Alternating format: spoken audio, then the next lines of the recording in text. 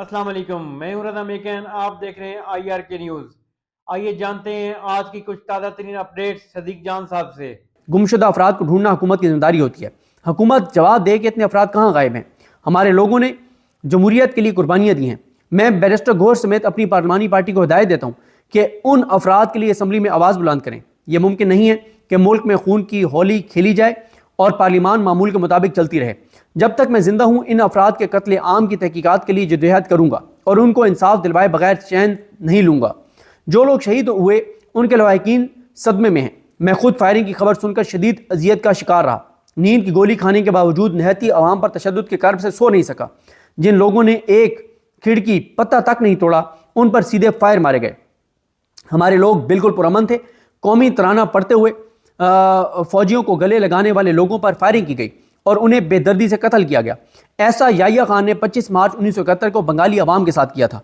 इसके अलावा मुल्क में किसी पार्टी के साथ ऐसा सलूक नहीं किया गया। मैं जब तक जिंदा हूं 26 नवंबर को भूलने नहीं दूंगा। तहरीक इंसाफ की जानिब से मुज़ाकरात करने की पेशकश का मजाक उड़ाया गया और यह तासुर दिया गया कि हमने घुटने टेक दिए हैं। मुज़ाकरात की पेशकश और सिविल नाफरमानी की तहरीक मौखर करने की बात मुल्क के वसीत तर मफाद में की थी। इमरान खान कहते हैं कि मुल्क के लिए मैं मुज़ाकरात की बात कर रहा हूँ, मुल्क के लिए सिविल नाफरमानी की तहरीक मौखर करने की बात कर रहा हूँ की थी। हुकूमत अगर इसमें दिलचस्पी नहीं रखती तो हमने भी मुज़ाकरात के लिए हुकूमत की कनपट्टी पर बंदूक नहीं रखी। हमारी मुज़ाकरात की पेशकश को हमारी कमज़ोरी हरगिज़ ना समझा जाए।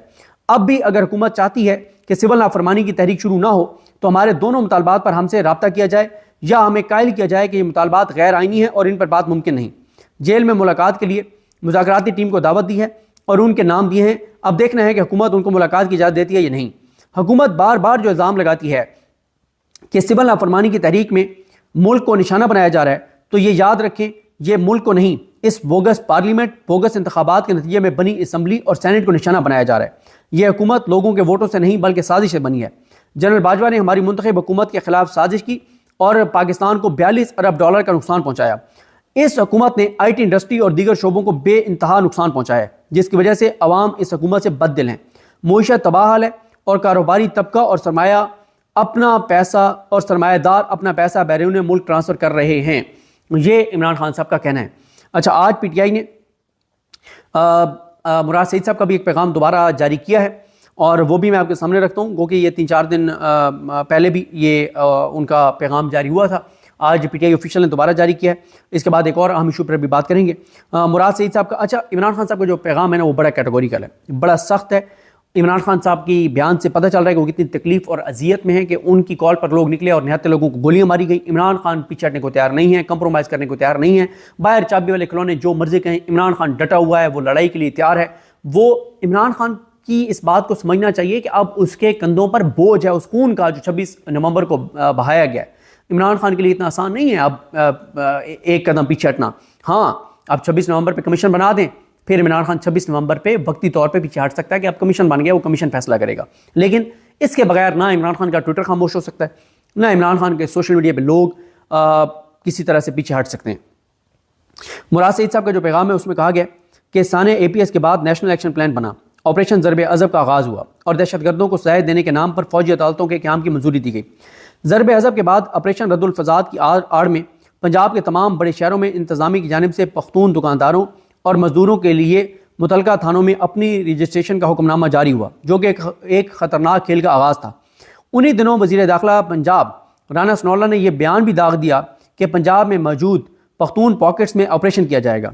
तब वफाक में भी नून लीग की हुकूमत होना इस बयान को और भी ख़तरनाक बनाता था। नून लीग के सरबराह नवाज शरीफ उन दिनों डॉन लीग की तहकीकात की वजह से भी ज़ेर बहस थे। उसी असनाब में रावलपिंडी में पुलिस ने घर में घुसकर एक बच्चे को मां के सामने तशद्दुद करके मार दिया, जबकि लाहौर में 2 पख्तून मजदूरों को पुलिस ने गोलियां मार के कत्ल कर दिया। बतौर मेंबर कौमी असम्बली मैंने वफाकी हुकूमत को ख़त लिखकर अपील की कि ऐसे बयानात और इकदाम से गुरेज करें जिनसे मुल्क में लसानियत की आग भड़क उठे और कौमी इत्तेहाद तकसीम के शोलों की नज़र हो जाए।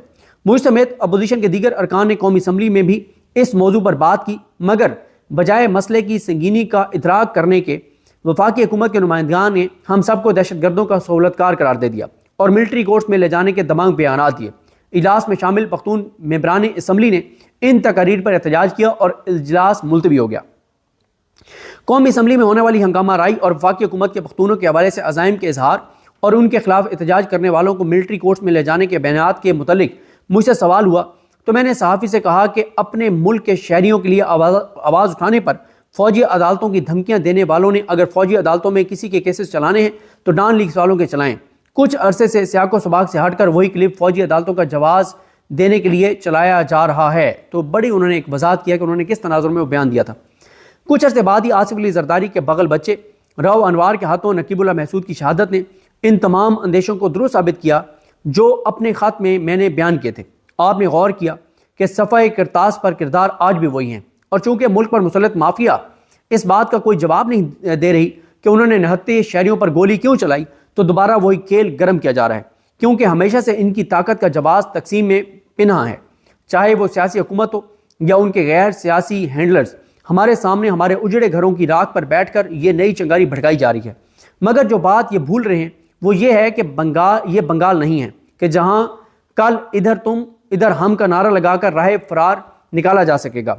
आज डीजी खान से जनाजा उठा है तो इस्लामाबाद से भी उठा है, पशीन में भी कब्र पर इंसाफ का परचम पड़ा है तो पख्तूनख्वा में भी। वो जिसके आज़ाद होने का जोम था उस मुजफ्फराबाद में भी जनाजा उठा है। जहाँ से जनाजा नहीं उठा वहाँ का मकीन लापता है। जहाँ पे जो है वो हर तरफ लोग जो हैं सोग में मौजूद हैं, सोग का समा है। जहाँ हर तरफ मुल्क भर में गम और गुस्सा फैला है और ऐसे में निज़ाम का ये नया बाज़ार जो पख्तूनों की प्रोफाइलिंग की बुनियाद पर गर्म किया जा रहा है, उसका मकसद तहरीक इंसाफ को कुचलने से कहीं बड़ा है। यानी वो कह रहे हैं कि तहरीक इंसाफ से टारगेट नहीं है, ये पख्तूनों की प्रोफाइलिंग की जा रही है, जो पठानों पश्तूनों पख्तूनों के खिलाफ जो कुछ किया जा रहा है, ये मामला बहुत बड़ा है, ये इतना सादा मामला नहीं है। मगर इसकी वजह एक ही है, ये काम गए हैं कि आपको पाकिस्तानी बनता देखकर इन्हें खौफ है इस बात का कि अगर आप ऐसे ही मुतहद रहे तो इनकी सियासतों की दुकानें तो बंद होनी ही हैं। इनके सहूलतकारों के खूनी कारोबार जो मुल्क में मुस्तकिल सिक्योरिटी सूरत हाल सरगर्म करके ढके रहते हैं, उनका मुस्तकबिल भी तारीक हो जाता है। मेरे पाकिस्तानियों, आपने बाहर तौर सिर्फ पाकिस्तानी रहना है। ये आपको आपके मसलक और फ़िरके याद दिलाएंगे, नस्ल और असल में उलझाएंगे, लहजे और ज़बान को बुनियाद बनाएंगे। मगर जब तक आप एक झंडे तले मुतहद रहेंगे, ये अपने नाजायज़ कब्ज़े के लिए भोंडी दलीलें ही घड़ सकेंगे और बहुत जल्द अपने गुनाहों के बोझ से गर्क हो जाएंगे। क्योंकि जो एक बात ये भूल रहे हैं वो ये है कि ये बंगाल नहीं है, उधर से राय फरार मुमकिन नहीं है, इधर से राय फरार मुमकिन नहीं है, और ये कि इस बार इनका तसल्लुत बचाने के लिए मुल्क नहीं टूटेगा। इन खून आशाम दरिंदों का गरूर खाक स्तर होगा, हक की जीत होगी। अच्छा, ये बहुत इंपॉर्टेंट है कि मुराद सईद साहब ये कह रहे हैं कि अब वो नहीं चलेगा इधर तुम उधर हम, जो बंगालियों के साथ किया गया। इस वक्त वो कह रहे हैं कि पूरा पाकिस्तान इमरान खान के साथ है, पूरा पाकिस्तान के साथ जुड़ा हुआ है। ये पठानों के खिलाफ जो नफरत उगल रहे हैं कि पठान खुदा न खास्ता जो KPK के अंदर कुछ अलहदगी पसंद आवाज़ें गिनी चुनी हैं जो कि जिसके हम नफरत करते हैं जिनसे, तो उनको दबाव मिले और खुदा न खास्ता ये तहरीक जोर पकड़े कि KPK अलग हो जाए, तो ये हम नहीं होने देंगे। ये बहुत इंपॉर्टेंट बयान है मुराद सईद का और ये एक्सपेक्ट किया जाता है मुराद सईद साहब से। तो नाजरीन, ये थी अहम अपडेट्स जो आपने जानी सदीक जान की ज़बानी। तो नाजरीन, जुड़े रहिए मज़ीद अपडेट्स के लिए हमारे चैनल के साथ। अपना और इस चैनल का ख्याल रखिएगा। इसी के साथ अपने मेज़बान रज़ा मेकिन को इजाज़त दीजिए। अल्लाह हाफिज़।